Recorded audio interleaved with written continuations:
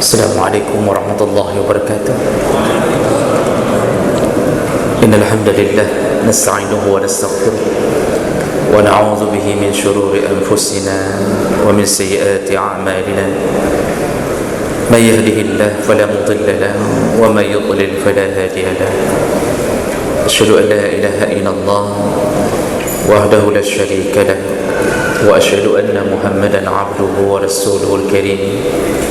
Allahumma salli wa sallim ala nabiyyina al-Mustafa Muhammadin wa ala alihi wa ashabihi ajma'in. Amma ba'd. Rabbi shrah li sadri wa yassir li amri wa hlul 'uqdatam min lisani yafqahu qawli. Segala puji bagi Allah, kemudian salawat dan salam kepada Rasulullah, kepada keluarga dan seluruh sahabat-sahabatnya. Jemaah maghrib, bapak-bapak dan ibu-ibu yang Allah muliakan insyaAllah. Di pertemuan kita sebelumnya, kita sudah membahas fadilah dari surah Al-Hajj, dan kita mendapatkan salah satu hadis yang menerangkan bahawa surat Al-Hajj yaitu dilebihkan Allah dengan dicantumkan dua ayat yang disuruh melakukan sujud tilawah di dalamnya. Jadi hanya satu-satunya surat yang di dalamnya dua kali sujud tilawah. Baik, berikutnya kita sambung pembahasan kita setelah surat Al-Hajj. Kita akan lihat fadilah surat Al-Mu'minun, iaitu setelah surat Al-Hajj. Surat Al-Mu'minun disebut dengan Al-Mu'minun menjadi nama surat karena di awal-awal surat Allah menyebutkan sifat-sifat orang-orang mukmin yang akan beruntung di sisi Allah Subhanahu wa taala. Jumlah ayatnya 118 ayat dan termasuk golongan surat-surat Makkiyah, artinya diturunkan sebelum Nabi hijrah ke Madinah.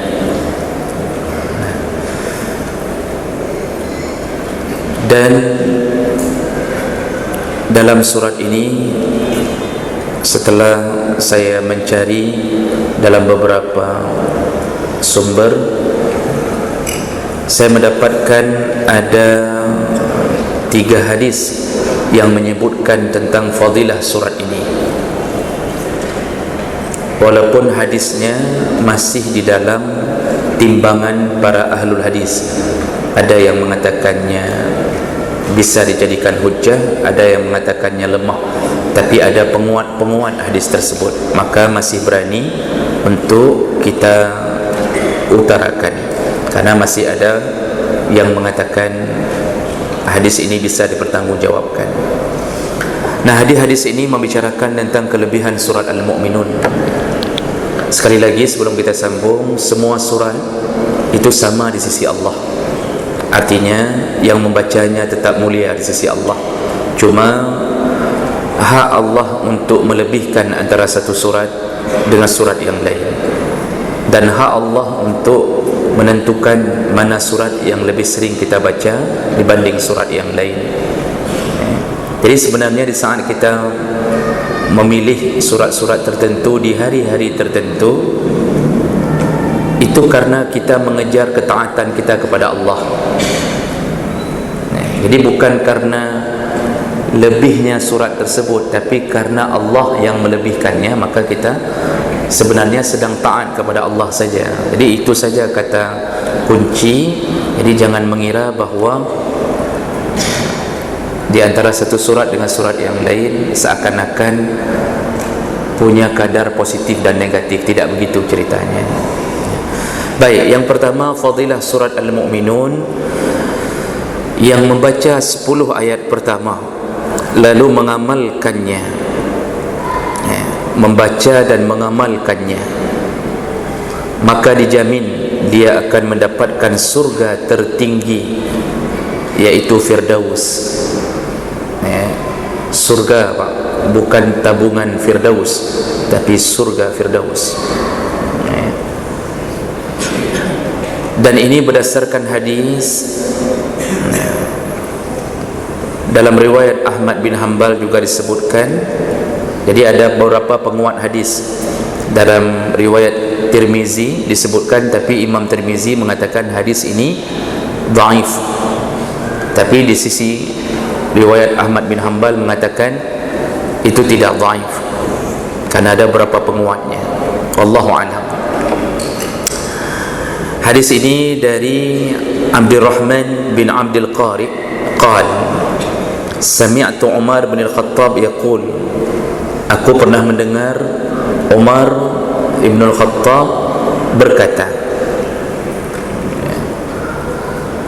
kana iza nazala ala Rasulillah sallallahu alaihi wasallam al-wahyu, ketika wahyu turun kepada Rasulullah,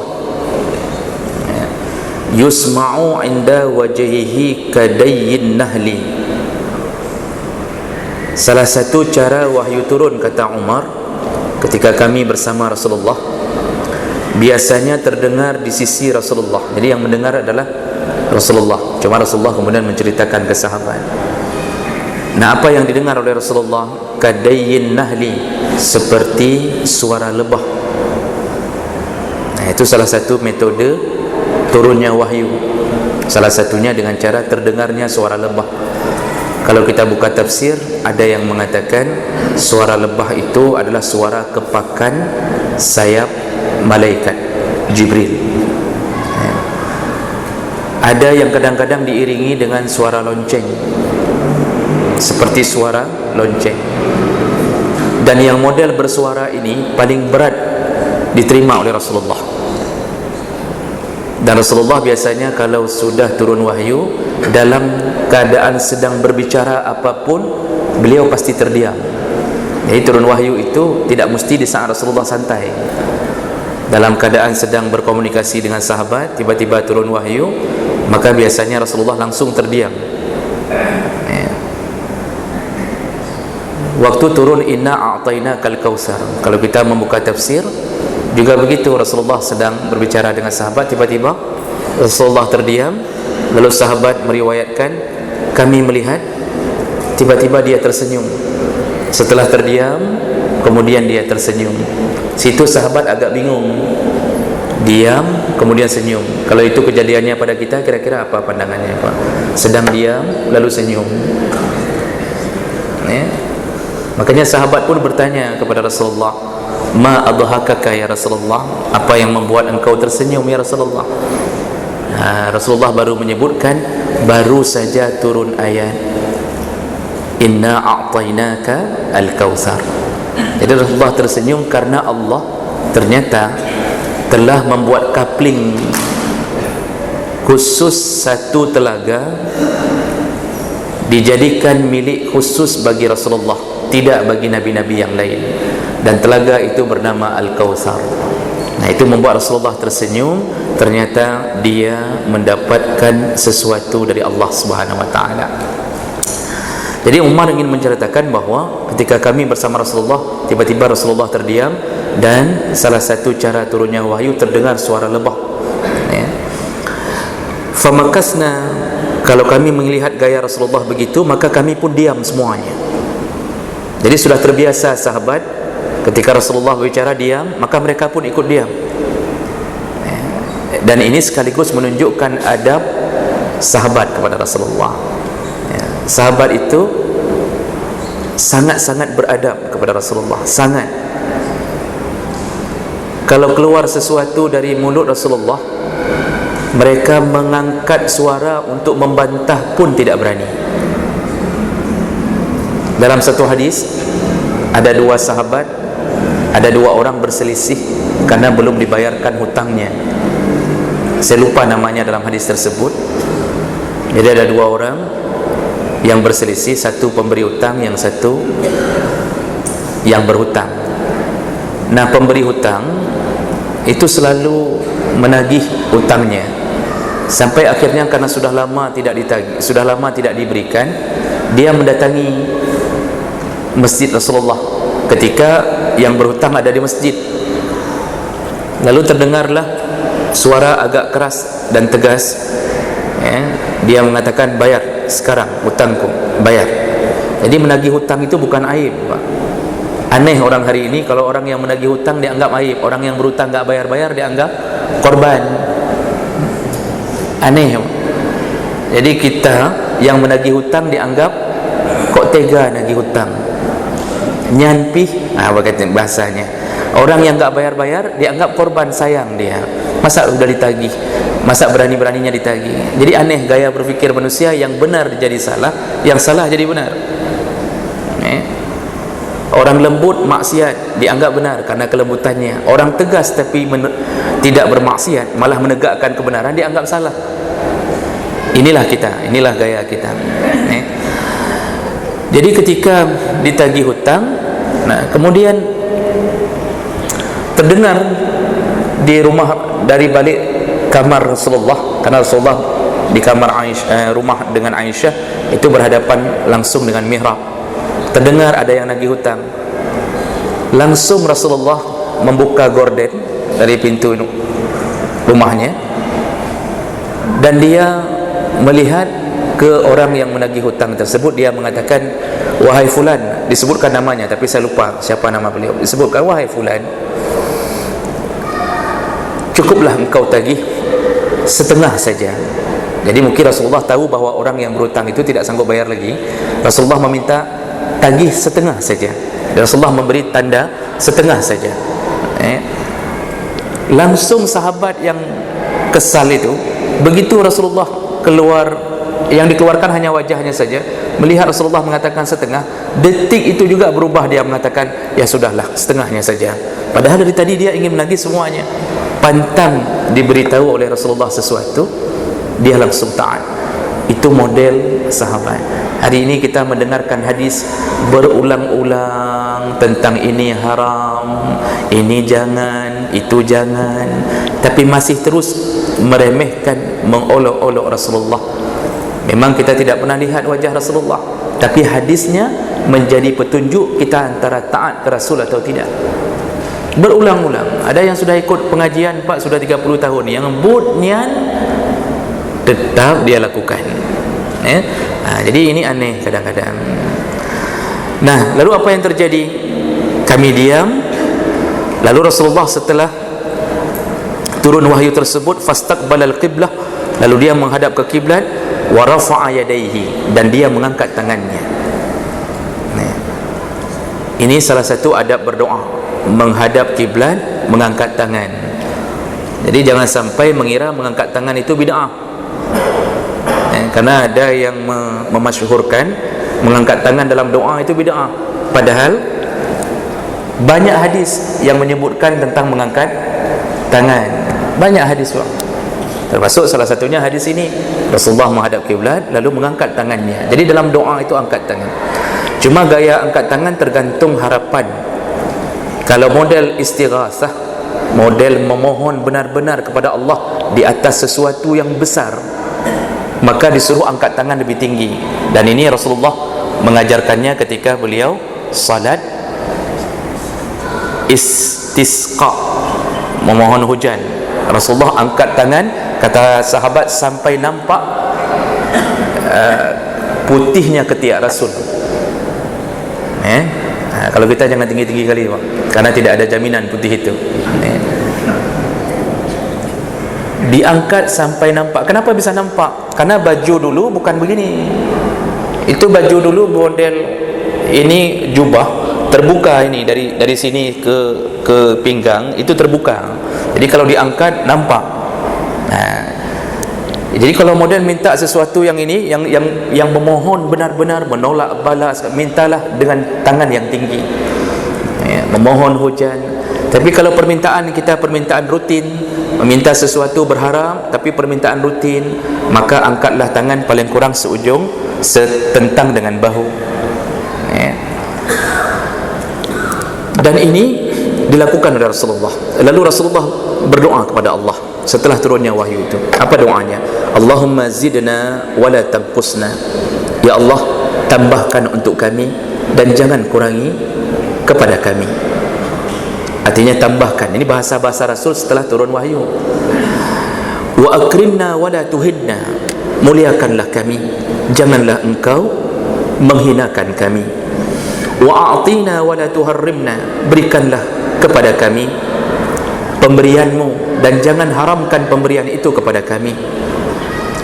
Wa asirna wala tu'sir, dan pilihlah kami, jangan kesampingkan kami. Wardina, lalu ridailah kami. Ini bahasa Nabi. Nah, ada apa Rasulullah berdoa seperti itu setelah turunnya wahyu? Ternyata beliau kemudian berkata, summa qal, lalu beliau berkata, laqad unzilat alayya asyru ayat, baru saja turun kepadaku 10 ayat. Ayat apa itu? Yaitu yang dimaksud adalah qad aflahal mu'minun, surat Al-Mu'minun 10 ayat. Kata Rasulullah, man aqamahunna dakhalal jannah, barang siapa yang mengamalkan 10 ayat ini maka dijamin masuk surga. Nah,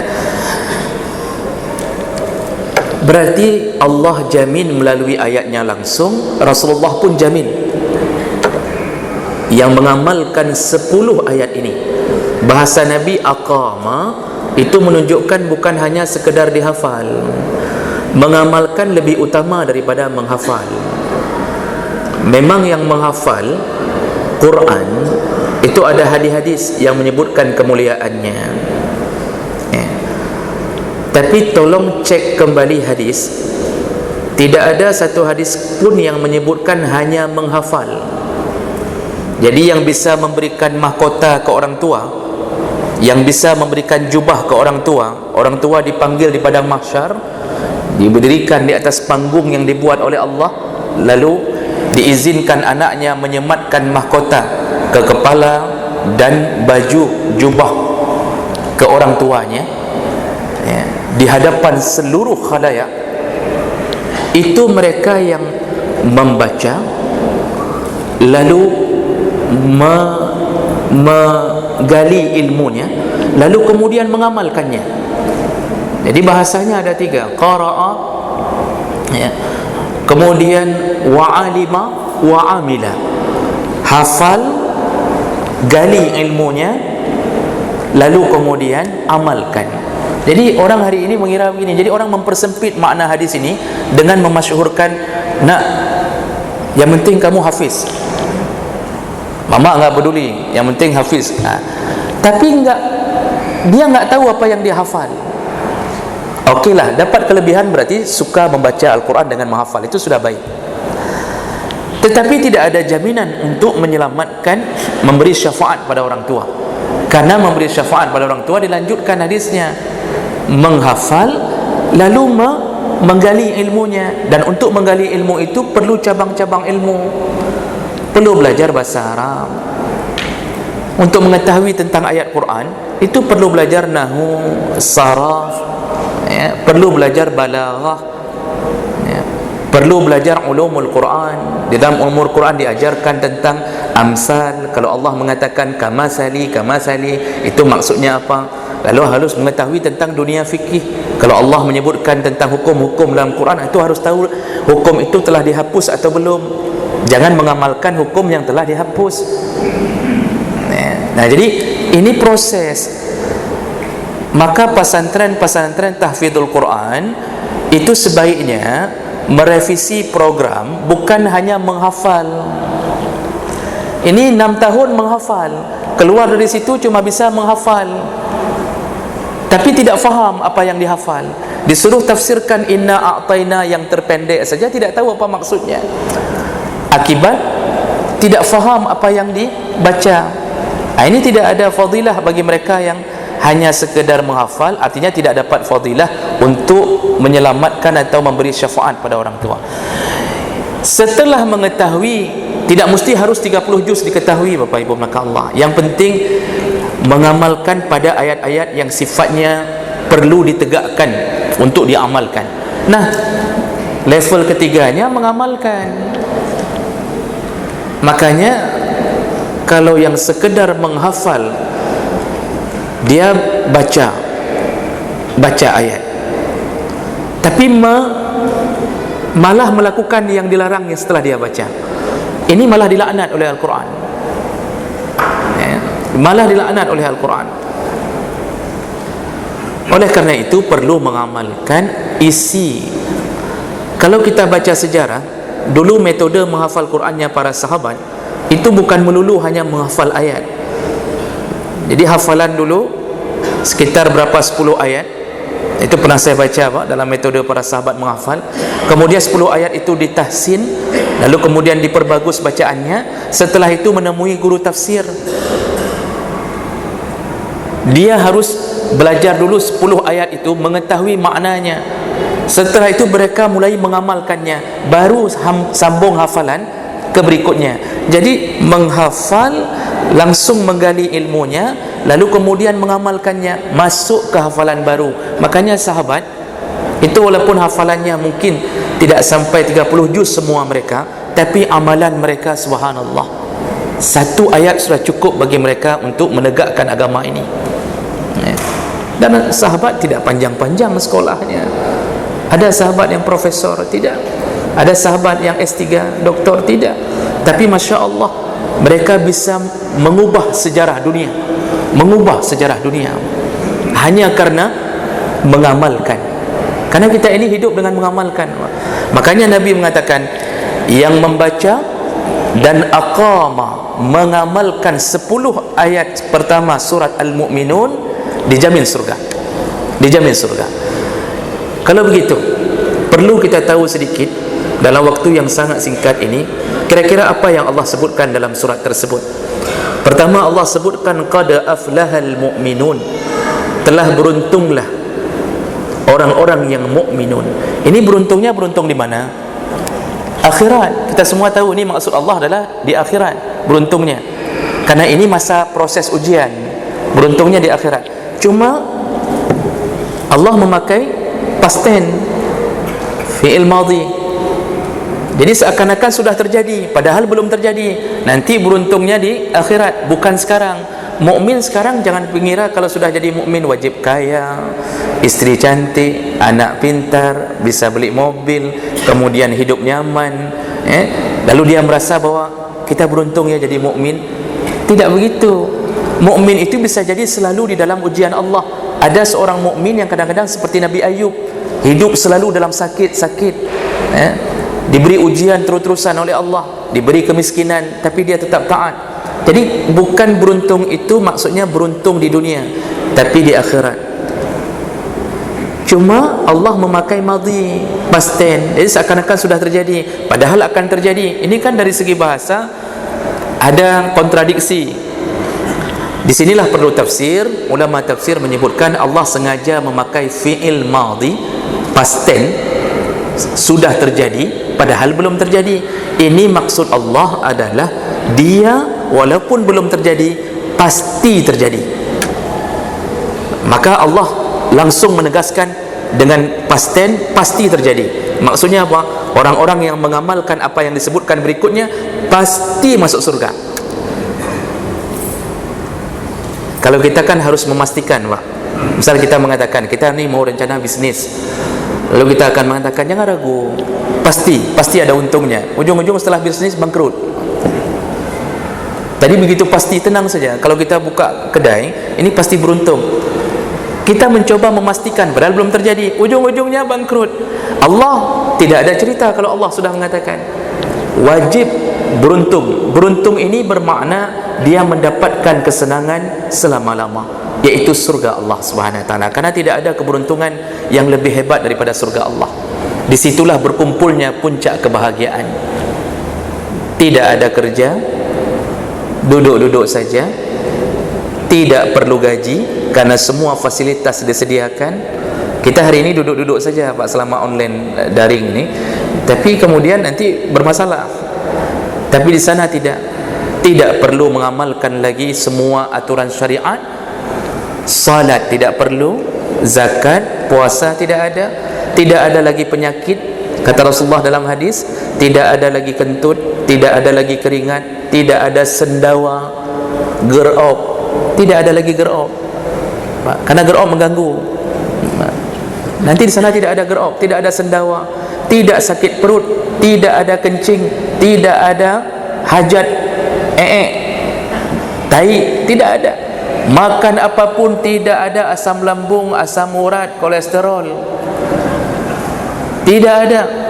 Itu semua ujian dunia. Sempurna, sempurna. Dan sempurnanya khalidina fiha abada, selama-lama. Kalau baca tafsir pelayanan di surga, menunjukkan kita betul-betul beruntung. Masya Allah, berulang-ulang pelayan-pelayan di surga, dayang-dayang di surga, berulang-ulang membawakan buah-buahan yang sama tetapi berbeda rasa. Maka ada orang mengira ketika sudah diberikan, dalam tafsir saya baca, ketika seseorang sudah diberikan satu tampan buah-buahan, ini kita disediakan, hidup seperti di hotel, Pak. Di hotel saja memang nampaknya seperti surga, tapi keluar hotel seperti neraka. Dalamnya saja seperti surga. Oh, dilayani, ditelepon, mau apa, laundry, tinggal telepon, keluar 10 juta 2 malam. Kan neraka Pak ya. Enak keluar WC, lenyap ya, penyakit, bayar cuma 1,500. Kita kasih 2,000, dibalikkan 500, kata kita nggak usah balik, kita kencing lagi 500 lagi. Nah, jadi sempurna, sempurna. Disebutkan dalam tafsir, dibawakan buah-buahan, lalu kemudian setelah kita makan dengan nikmat luar biasa ya, yang belum pernah kita rasakan nikmat itu di dunia, lalu tidak lama dibawakan lagi buah bentuk sama. Kita lalu mengatakan kepada dayang-dayang itu, kok sama lagi? Kata dia, makanlah dulu. Ketika makan berbeda rasa, dibawa lagi yang sama, bentuk sama, kita bilang sama lagi, beda rasa, beribu kali. Dan buah-buahan makanan diupdate oleh Allah terus-terusan, diupdate ya, semuanya. Makanya Allah memakai kalimat qad aflaha, sungguh beruntung, sungguh beruntung. Jadi hana berbalik, mana ni? Sayang orang tidak merindukan surga, sayang sekali orang tidak merindukan surga. Jadi perempuan-perempuan kalau dibilang surga, rindukanlah, rindukanlah. Jangan melakukan sesuatu yang mengharamkan diri dari surga. Karena kata Rasulullah, ada perempuan yang diharamkan surga dengan fashionnya, dengan kedurhakaannya pada suami. Suami juga begitu. Ada hal-hal yang diharamkan surga dengan amal-amal maksiat. Nah, siapakah mereka? Baru Allah sebutkan sifatnya, allazina hum fi salatihim khashi'un. Sifat pertama penduduk yang beruntung mendapatkan surga Allah, yaitu orang-orang yang di dalam salat mereka khusyuk. Ternyata Allah memberi sebuah poin, semua salat, tapi salat yang diberuntung hanya salat yang khusyuk. Kita kan sudah belajar Pak, rukun salat, belajar syarat sah salat, sunnah-sunnah dalam salat. Itu semua menyebabkan apa? Sahnya salat. Menyebabkan sahnya salat. Artinya tidak perlu diulang, sudah sah. Rukun dapat, syarat dapat, sah salat. Cuma yang harus hati-hati, inti salat adalah pada khusyuk. Khusyuk ini yang menentukan diterima atau tidak diterima. Salat sudah sah, cuma masalahnya diterima tidak, itu yang jadi masalahnya. Laporan sudah kita buat laporan, SPJ sudah selesai, yang jadi masalah diterima tidak. Kalau tidak diterima, maka menunjukkan walaupun kita melakukannya sia-sia. PR sudah buat, tetapi ternyata salah. Disinilah perlunya khusyuk. Maka nanti yang paling berat pada diri kita yang akan disasar oleh syaitan adalah kekhusyuan. Maka kata Nabi SAW, ketika syaitan mendengarkan azan, berlari sejauh-jauhnya, mengeluarkan kentut besar-besar untuk menutupi suara azan. Setelah azan berlalu, dia datang lagi ke masjid-masjid, dia datang ke rumah-rumah. Apa yang dia goda? Dia goda orang jangan salat sunnah, jangan qabliyah, itu enggak terlalu penting, yang penting sembahyang wajib mentang. Padahal qabliyah ba'diyah menutupi kekurangan pada salat wajib. Digoda syaitan. Maka ada yang duduk di tiang masjid nunggu imam untuk salat wajib saja, enggak pernah solat qabliyah ba'diyah. Itu salah satu orang yang korban syaitan. Dia sudah bagus solat jamaah, tapi enggak pernah qabliyah ba'diyah, padahal dia tidak bisa jamin dirinya apakah solatnya sempurna atau tidak. Lalu suara iqamah itu dalam bahasa Nabi juga azan. Makanya Rasulullah mengatakan ma bainal azanain as-salah. Setiap kali ada dua azan ada salat. Setiap kali ada dua azan ada salat di tengah-tengahnya. Syaitan lari lagi, lalu balik lagi setelah iqamah. Orang yang berada dalam saf jamaah kalau renggang kira-kira bisa masuk seekor anak kambing, bukan seekor bapak kambing. Seekor anak kambing bisa masuk, maka dia telah memberi celah bagi syaitan untuk menggodanya. Makanya saf itu perlu rapat.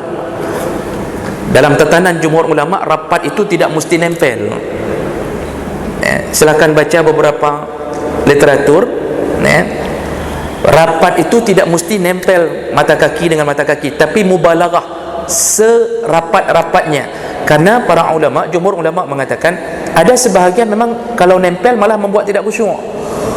Dia merasa tidak nyaman menggesek-gesek, sehingga dia merasa tidak nyaman, akhirnya dia geser lagi sedikit. Dia semakin kecil untuk geser-geser, yang samping makin besar ngejar-ngejar mata kaki dia. Ini perlu diperhatikan. Jadi jangan mengira bahwa wajib, kalau enggak rapat enggak sah, bukan begitu. Silakan baca beberapa rujukan tentang masalah hadis Nabi merapatkan mata kaki. Itu mubalaghah kata para ulama, maksudnya usahakan sedekat mungkin. Tapi kalau bisa nempel, alhamdulillah. Misal semua jamaah merasa aman dengan nempel, alhamdulillah, itu lebih bagus. Kemudian kalau syaitan sempat datang, yang dia sasar apa? Kekhusyuan. Rasulullah menjelaskan, orang salat sendiri atau orang yang safnya tidak bagus, datang syaitan, apa yang dia bisikkan? Langsung Nabi sebutkan dalam hadis, dia akan mengatakan ke telinga, ke dalam pikiran, dia mengatakan zakir kaza, zakir kaza. Ini disebutkan syaitan bukan kepada Bapak Muzakir saja, kepada semuanya. Jadi jangan mengira ke Pak Muzakir yang disebutnya. Enggak. Zakir kaza itu maksudnya ingat ini, ingat itu. Makanya kita dalam solat banyak sekali yang kita bisa ingat.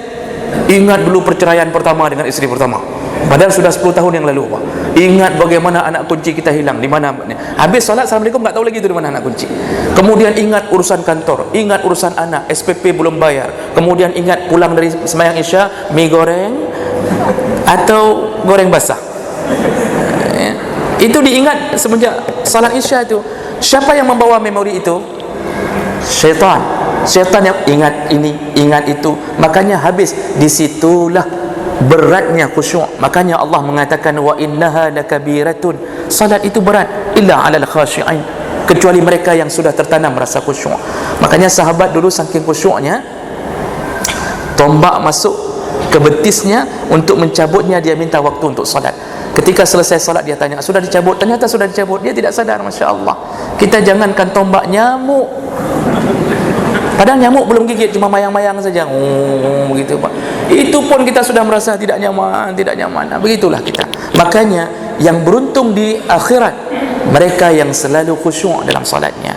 Dan untuk menjaga khusyuk ini, sebahagian ulama mengatakan metode-metode yang sedikit berbeza, tapi intinya adalah rasakanlah ihsan kehadiran Allah. Rasakanlah bahwa Allah sedang melihat kita. Sebagaimana kita berhadapan dengan pimpinan-pimpinan kita di dunia, rasakanlah Allah sedang melihat kita. Kemudian sterilkan tempat, itu bisa khusyuk. Sterilkan tempat dari pandangan-pandangan yang mengganggu kekhusyuan. Maka makruh hukumnya memakai baju-baju yang mengganggu kekhusyuan saudara kita. Jangan pakai baju yang bertuliskan di belakang atau punya pola-pola tertentu di belakang. Baju batik itu sebenarnya Pak, ini jangan marah yang pakai baju batik. Itu termasuk sebenarnya agak sedikit mengganggu, karena polanya itu akan menjadi pertimbangan orang, gambar-gambarnya. Nanti orang di belakang mencocok-cocokkan gambar kerjanya. Kenapa burung sebelah sini singit mulutnya? Kenapa yang sebelah sana tidak singit? Kenapa? Itu makanya pakai yang polos-polos saja. Yang polos. terutama jangan bertuliskan yang di belakang. Nah, lalu jangan salat dalam keadaan sedang lapar, sedang sakit kencing, atau ingin buang hajat. Lalu jangan salat dalam keadaan sedang marah. Jangan salat dalam keadaan sedang mengantuk sampai disuruh tidur dulu sebentar baru salat. Sayangnya orang ini selalu mengantuk di waktu azan. Nyojinnya sebenarnya. Jadi baik, itu banyak panjang ceritanya. Lalu kemudian Allah mengatakan lagi sifat kedua. Jadi bukan satu sifat, berkumpul beberapa sifat pada satu orang, insya-Allah selamat.